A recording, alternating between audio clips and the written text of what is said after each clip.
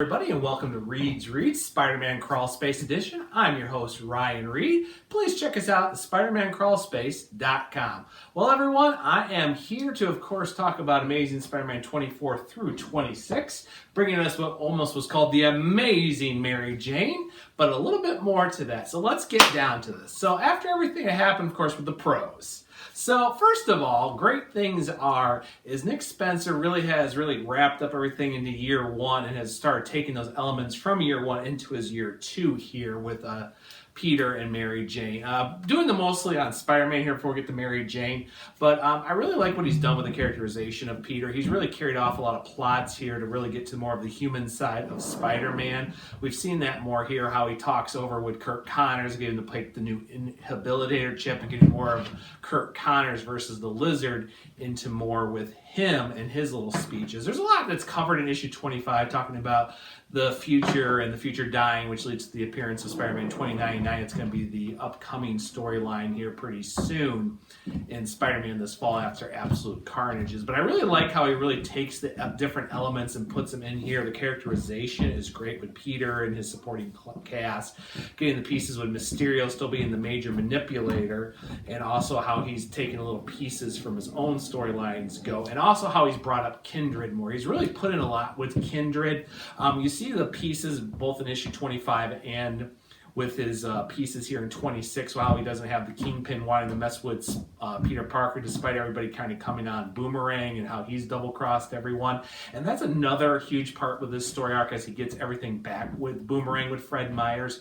Nick has not really spent a lot where it's been overshadowed, but he's put enough pieces in with Fred. So once we get to the story arc here in issue 26 with the new Sinister Syndicate, he's really talked about how even though he's tried to not be the super villain, he still messes up with other people, and he has a lot of axes that are grind with him, especially with the Kingpin, the Beetle, the new Electro, and other members of the Sinister Syndicate, which unfortunately Peter's got to deal with having it all come over to him.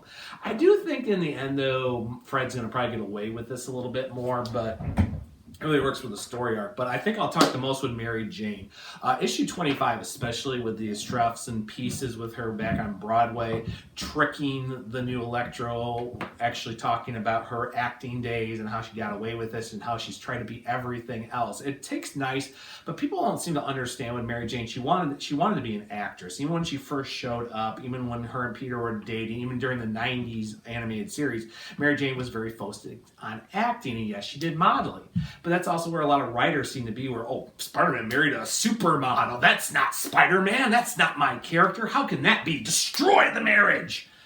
No. Here's the thing you have to remember, especially people who understand acting, and I think people at Marvel have kind of realized this with the MCU, is you don't always stay on top with acting. Some actors have constantly flowing careers or maybe a little downside, like, say, Robert De Niro, or Sigourney Weaver, or Meryl Streep. But of course, not all actors really get past outside early prime. Some also take years. Some don't get to really be true household names, so they're in their late 30s or 40s. And I think it's really nice how Mary Jane talked about how she had the pieces that didn't work, and now she's going back to Hollywood to kind of reignite her acting career and get back to who she's been. It's a really nice step from Nick Spencer, and also realizes some pieces from Roger Stern and J. Michael Straczynski of how they did that acting part.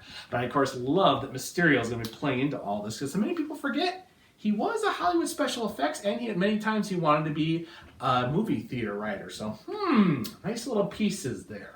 Which kind of leads a little bit to the cons. As much as we've done some great stuff here in Mary Jane and Peter and wrapping up everything from the first year, we're kind of getting into year two. And still, as much as Kindred's really been one part, we still don't really know about him. Also, I feel like there's more subplots getting thrown away. Even the piece where we see Kindred in his hideout in the graveyard, he's talking about how he's going to be really busy. Peter's going to be really busy, not Kindred. So it kind of realizes, I feel like we're still having this background villain, but we're getting more thrown out at Peter. It actually doesn't have to really do much with the main supervillain. So we got that much more of slow burn with supervillain reveals, which kind of doesn't help many things. And also here with Fred, like I said, why we haven't had him thrown into our face when we have so many issues where we don't really see what's going on with Fred Myers as Boomerang. All of a sudden, when people like the Sinister Syndicate and other ones jump out, it kind of feels like all of a sudden there's Fred, and now we got to have a problem with the storyline. So there's some cons with all of that. But it really works well. These last 3 issues I think have been really nice with Nick Spencer and as well as Ryan Ottley. I didn't take so much with the guest artist for issue 26, and I'm looking very forward when Patrick Gleason gets in with the Spider-Man 2099 storyline starting in October. So I think I can grin and bear this until Ottley's back on and Gleason's coming. So that brings the stories a little bit with the grade. But altogether, I'm going to give this story arc right here. 24 was a nice wrap up, definitely a B+. 25 is very good, a B+. And this currently here with the Sinister Syndicate being introduced, I think I'll give that a B. So I think altogether I'll give a grade B for all these issues. They were really enjoyable, and I'm still very happy to pick up Spider-Man. It's really good. It's really funny because I did a T-chart just the other day about books I read back when I came to Spider-Man in 1994 versus back when I came here in 2019. And Spider-Man was there, and Spider-Man's here now, along with Daredevil.